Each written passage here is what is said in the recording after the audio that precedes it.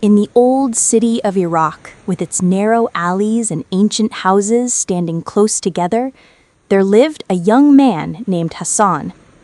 Hassan was not rich or powerful. He was a poor man who worked as a porter in the city market. Even though he didn't have much money, he was known for his sharp mind and quick wit. His tongue never got tired of telling funny stories and jokes that made people laugh and forget their worries. Hassan lived in a small room above one of the old inns. Each day he earned only a few silver coins, barely enough to buy food. But his spirit was bigger than his room, and his dreams were greater than the little money he made. He always looked at life with hope and satisfaction. He loved his city deeply, the smell of jasmine in its streets, and the evening tales told in the local cafes. One day, while he was carrying goods for a rich merchant, he heard people in the market talking about Princess Thiya, the daughter of Sultan Nur al-Din. The princess was known for her great beauty and strong will. She had refused all princes and kings who had asked for her hand in marriage, always setting impossible conditions that no one could meet. News spread through the city that Sultan Nur al-Din had finally grown tired of his daughter's stubbornness. He announced that he would give Princess Thiya's hand in marriage to the man who could bring him something that no one had ever seen or heard of before, and who could prove himself to be the wisest and cleverest among all men. When Hassan heard this, his eyes shone with excitement. Even though he was poor, he believed in his intelligence and clever thinking. He said to himself, "Why shouldn't I try my luck? Maybe I could win the princess's heart, or at least, the sultan might reward me if I fail." Without hesitation, Hassan collected the few coins he had and bought some clean clothes, as nice as he could afford. Then, with hope in his heart, he walked toward the sultan's grand palace. When Hassan reached the great gates of the palace, he saw guards standing everywhere with shiny weapons in their hands. One of them looked at him suspiciously and asked, "Who are you, and what do you want?" Hassan bowed respectfully and said with calm confidence, "I have come to meet Sultan Nur al-Din. I heard his announcement about Princess Thiya, and I truly have something that no one has ever seen or heard before." The guard laughed loudly and said mockingly, "You, a poor porter? Princes and kings came here with treasures and rare gifts, yet none of them could please the princess. What could someone like you possibly bring?" Hassan smiled politely and replied, "Everyone has something special, sir. Please let me meet the sultan. He will decide for himself." The guard hesitated for a moment, then decided to take Hassan to the chief of the guards. After listening to Hassan's story, the chief found it interesting and ordered that he be taken before the sultan, for the sultan had commanded that any man claiming to have something unique must be allowed to enter. When Hassan stepped into the grand hall of the throne, his heart trembled for a moment. The place was filled with ministers and noblemen, and the sultan sat proudly on his golden throne. But Hassan quickly gathered his courage, lifted his head, and looked at the sultan confidently. The sultan spoke in a strong, deep voice. "Who are you, young man? And what is this thing you claim to have that no one has ever seen or heard of before?" Hassan bowed respectfully and said, "I am Hassan, my lord, a simple man from the people, and the thing I have is not gold or jewels. It is a story you have never heard before." Some of the ministers laughed quietly, but the sultan raised his hand for silence. "A story?" he said with interest. "I have heard thousands of stories. What makes yours special?" Hassan smiled and answered wisely, "My lord, my story is not like any other. It is a story that began before all stories began, and it will end after all stories end. It is about something that exists and doesn't exist, something you can see and not see, hear and not hear." Everyone in the hall looked puzzled. The Sultan leaned forward with curiosity and asked, "And what is this strange thing you speak of?" Hassan smiled softly and said, "It is, my lord, dreams." The hall became completely silent. Everyone stared at Hassan in surprise. The Sultan looked thoughtful, not sure whether to laugh or to admire the young man's clever answer. Then, with calm interest, the Sultan said, "Dreams, Hassan. We all dream. How can this be something no one has ever seen or heard of before?" Hassan replied confidently, "You are right, my lord. We all dream. But has anyone seen another person's dreams? Has anyone heard the secrets that live in other people's hearts while they sleep? Each person's dreams are a world of their own, unseen and unheard by anyone else." The Sultan looked amazed. He began to realize that Hassan was not an ordinary porter. He was a man of great mind and deep thought. After a moment of silence, the Sultan said, "You speak wisely, Hassan. Our dreams are indeed hidden worlds that belong only to us. But tell me, how will you prove that you have brought something truly unseen and unheard?" Hassan bowed slightly and answered with a calm smile, "My lord, I cannot show you other people's dreams. No human can. But I can tell you about a dream I had last night, a dream full of lessons and meaning." The Sultan's eyes brightened with interest. "Go on, Hassan," he said. "Tell us your dream." And so Hassan began to speak. Hassan began to tell his dream in a calm, clear voice. The people in the royal hall listened closely, and even the Sultan leaned forward with curiosity. "In my dream," Hassan said, "I saw a wonderful city, unlike any place in this world. Its streets were made of gold and silver, and its walls shone like the sun. The palaces were tall and beautiful, and the markets were full of life. The people who lived there were happy, peaceful, and kind to each other." As Hassan spoke, his words painted pictures in everyone's minds. It was as if they could see the golden streets and shining towers before their eyes. Then he continued, "But as I walked through that shining city, I saw a white bird flying high in the sky. It was glowing with a soft, magical light. The bird carried a golden letter in its beak. I followed it as it flew above the city, and when it reached the tallest tower, it dropped the letter at my feet."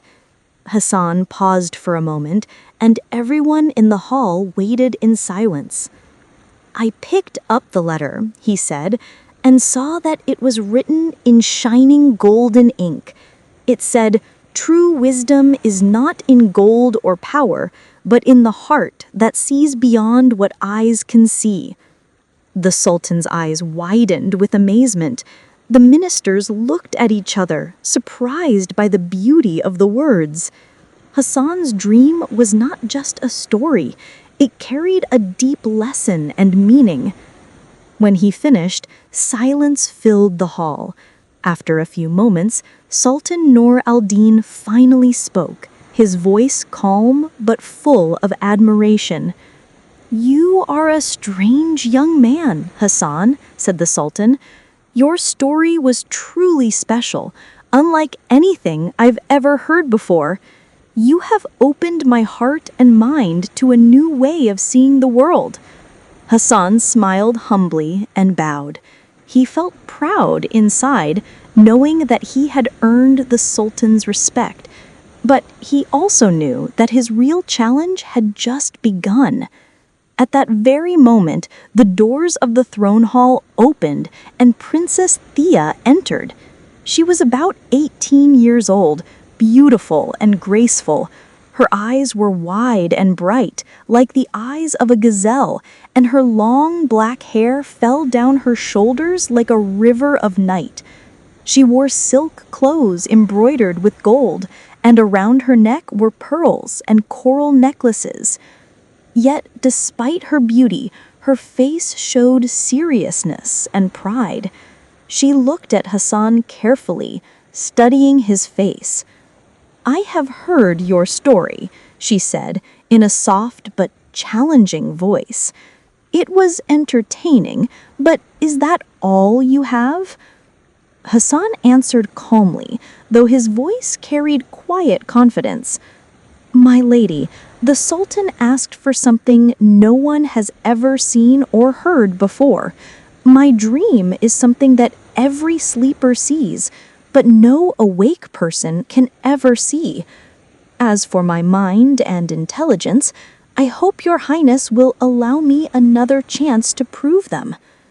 Princess Thiya gave a small smile that didn't quite reach her eyes. "Very well," she said. "You seem confident, Hassan.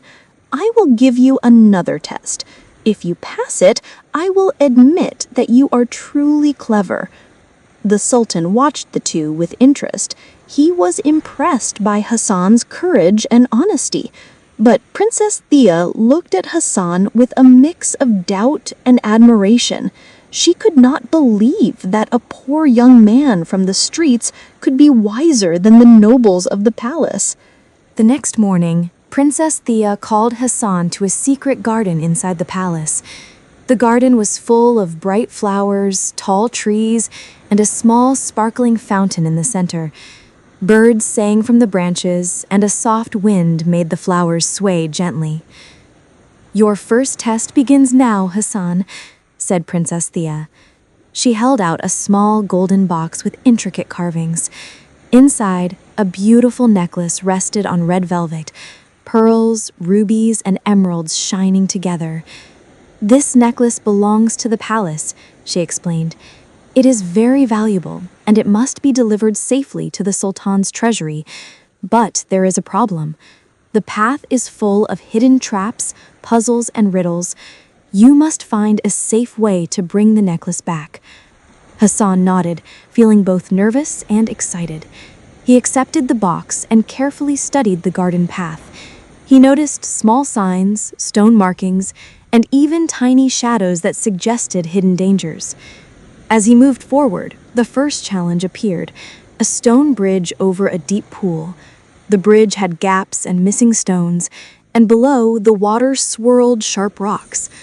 Hassan examined it closely and remembered the lesson from his dream. True wisdom is in the heart that sees beyond what eyes can see. He did not rush. Instead, he stepped carefully, placing each foot on the safe stones. Halfway across, a small stone moved under his weight, but he quickly adjusted and continued.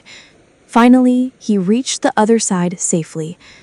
Next, he entered a maze of tall hedges where echoes and illusions tried to confuse him. He closed his eyes for a moment, listened to the sounds of nature, and trusted his intuition. He followed the soft whisper of the wind and found the hidden exit, leaving the maze behind. Finally, Hassan came to a locked gate made of iron, with a riddle written in golden letters. "I am always with you, yet you cannot touch me. I can guide you, but I cannot walk. I am invisible, but I make you wise. What am I?" Hassan thought carefully. He remembered the golden letter from his dream. He smiled and answered clearly. "It is the heart and mind, the wisdom within us." The lock clicked open, and the gate slowly swung wide. Princess Thiya watched quietly from above, her expression changing from doubt to surprise and respect. Hassan walked calmly through the gate and delivered the necklace safely to the Sultan's treasury. The Sultan clapped his hands with joy. "You have done it, Hassan. You have proven that your courage, intelligence, and careful thinking are worthy of honor." Princess Thiya descended from her balcony. Her eyes shone with admiration, and a small smile finally reached her lips. "Perhaps I misjudged you. You are not only clever, but brave and patient. I see now that a young man's worth is not in wealth, but in heart and mind." Hassan bowed respectfully. He felt proud, but he also knew that this was only the beginning of his journey. The palace held many secrets, and his next adventure was waiting, hidden somewhere in the corridors of power and mystery. That night, the palace was quiet. Moonlight spilled through the tall windows, casting silver shadows across the marble floors. Hassan could not sleep. He felt a strange pull, as if something in the palace wanted him to discover a hidden truth. Quietly, he walked through the halls. He noticed a soft glow coming from the princess's tower. Curious and cautious, he climbed the stairs. Princess Thiya was there, standing beside an ancient map spread on the floor. "Hassan," she whispered, "I need your help."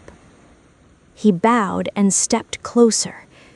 She pointed to a part of the map marked with a golden symbol.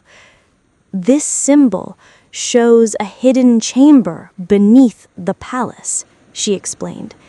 It is said to hold a secret that can change everything in the kingdom.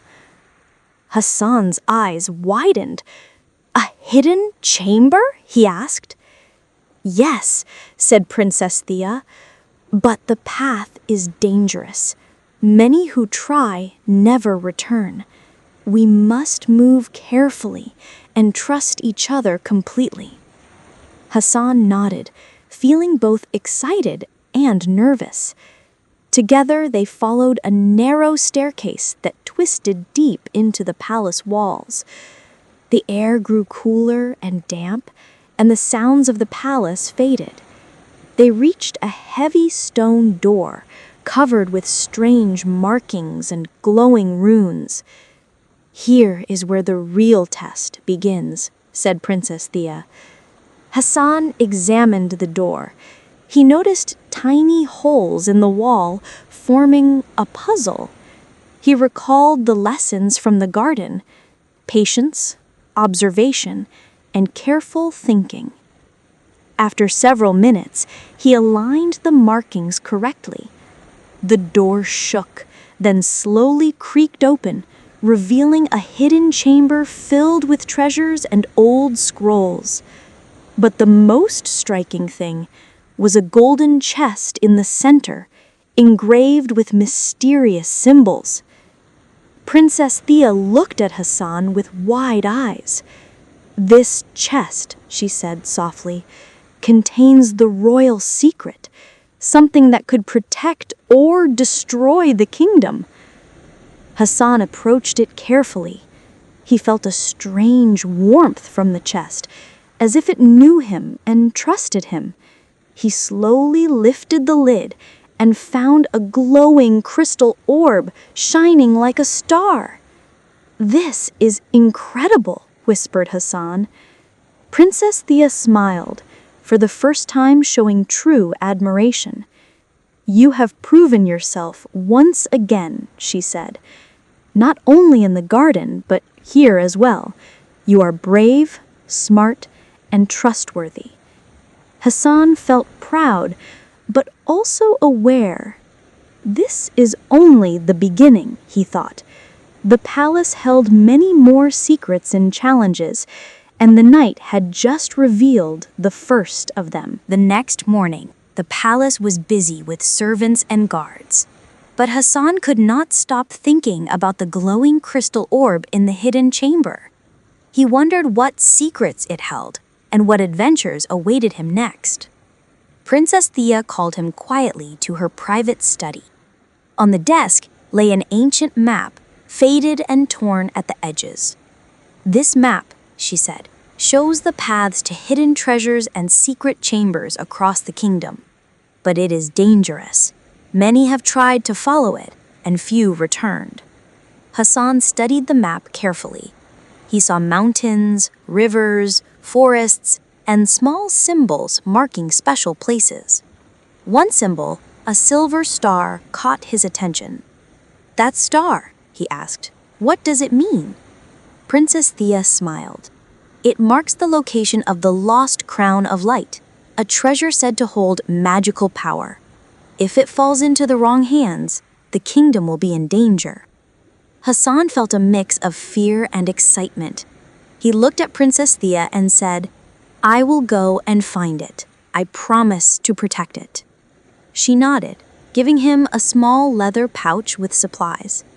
"Be careful, Hassan," she warned. "The journey will not be easy. There are traps, riddles, and guardians along the way. But I believe in you." Hassan took a deep breath and set off. He left the palace quietly, walking through the quiet streets of the city, then into the dense forest beyond. Birds sang and the wind whispered through the trees, as if encouraging him. After hours of walking, he reached a rocky cliff with strange carvings. The map showed that entrance to the first secret path was here. Hassan examined the carvings and noticed a pattern of stars and moons. He carefully pressed the symbols in order, just like a puzzle. Slowly, the rock wall shifted, revealing a narrow tunnel. Hassan took a deep breath and entered. Inside, the air was damp and smelled of earth and stone. Shadows danced on the walls as he walked further. Suddenly, he heard a faint sound, a low growl echoing in the tunnel. He stopped, listening carefully. It was the guardian of the treasure, a creature that protected the crown of light. Hassan's heart raced, but he remembered Princess Thiya's words. "Patience, courage, and clever thinking will guide you." He took a small stick and threw it to the side, creating a distraction. The guardian moved toward the noise, allowing Hassan to sneak past and continue deeper into the tunnel. Finally, he saw a faint glow ahead. Hassan stepped closer and found a chamber filled with ancient treasures, with the crown of light resting on a pedestal, shining brightly. He reached out, careful and respectful, and lifted the crown. Its warmth spread through his hands, and he felt a connection to the kingdom itself. He whispered, "This is it." The journey had been dangerous, but Hassan knew this was only the beginning of his true adventure. Hassan carefully held the crown of light and left the treasure chamber. The tunnel behind him closed automatically, as if the magic of the crown protected it. He felt proud, but also worried, knowing the crown's power might attract dangerous enemies. Suddenly, he heard footsteps approaching. He hid behind a large rock, peeking carefully. A group of dark-cloaked figures entered the tunnel. Their leader had sharp eyes and a cruel smile. "They must have followed me," Hassan thought. He realized that the crown made a faint magical glow, which could be seen from far away. The leader pointed to the crown. "Bring me that crown. No one will stop us," he shouted. The others spread out, looking for Hassan. Hassan knew he could not fight them directly. He remembered Princess Thiya's advice: use your mind, not just your strength. He saw a narrow side passage on the tunnel wall. He quickly slipped into it, hiding in the shadows. The enemies searched the main tunnel, getting angrier by the minute. Hassan noticed a small pile of rocks above a ledge. He quietly pushed one rock, then another, until a tiny avalanche fell, blocking part of the tunnel. The enemies were forced to stop and figure out how to pass. Using the distraction, Hassan ran deeper into the forest.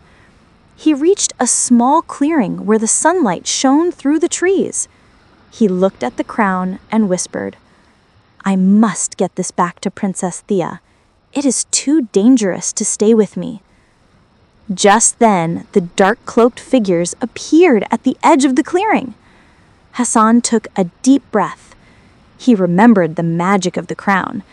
It could create a small protective shield if he concentrated. He focused, and a soft blue light surrounded him, making the enemies hesitate in fear. Using this moment, he slipped past them and ran toward the hidden paths marked on the map. Hassan finally reached a safe cave near a river where he could rest and plan his next move. He felt the crown's warmth and power, knowing it was the key to protecting the kingdom. He realized this journey was only the beginning. Many dangers awaited, but Hassan's courage and cleverness would guide him. Hassan held the crown of light with great care, and behind it, the secret passage was tightly sealed, as if the crown itself protected its place from intruders. He felt joy at discovering the treasure, but he knew that the crown's power would attract stronger enemies. Suddenly, he heard heavy footsteps approaching from the passage. A shadow emerged from behind a large rock, and he caught a fleeting glance. A group of dark figures appeared, all wearing black, their leader with calm eyes and a cruel smile. "They must be following me," Hassan thought quickly. He noticed that the crown emitted a faint glow visible from a distance, making it easier for enemies to track him. The leader pointed at the crown and said angrily, "Bring me the crown! No one will stop us!" The followers scattered to search for it, their eyes full of anger and malice.